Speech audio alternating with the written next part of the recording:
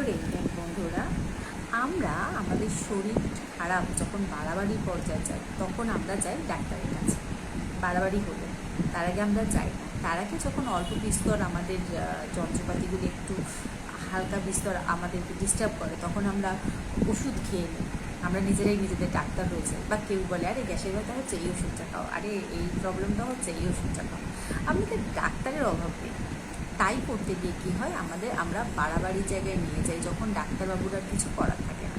কারণ যখন অল্প বিস্তর প্রবলেম হয় তখন যদি আমরা চেক আপ করতে যাই অনেক টাকা খরচ হয়। আর আমাদের রোজকার লাইফে এই ইএমআই চক্কর, আমাদের সংসার চালানোর খরচ, এই সব করতে গিয়ে না আমাদের হাতে এক্সট্রা এমন কোনো টাকা থাকে না যেটা দিয়ে আমরা আবার আলাদা করে শরীরে চেক আপ করবো। তো বর্তমান যুগে অনেক উন্নত হয়ে গেছে টেকনোলজি।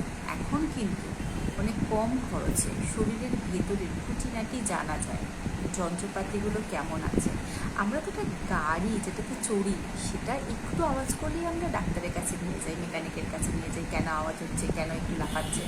তো যেটার উপর আমরা দাঁড়িয়ে রয়েছি, ভগবান প্রদত্ত একটা শরীর, এই শরীরটা যে মেশিনের ওপর দাঁড়িয়ে রয়েছে, যে অর্গানগুলোর ওপর দাঁড়িয়ে রয়েছে, সেটা যত্ন নেওয়া তো আমাদের দায়িত্বের মধ্যে পড়ে।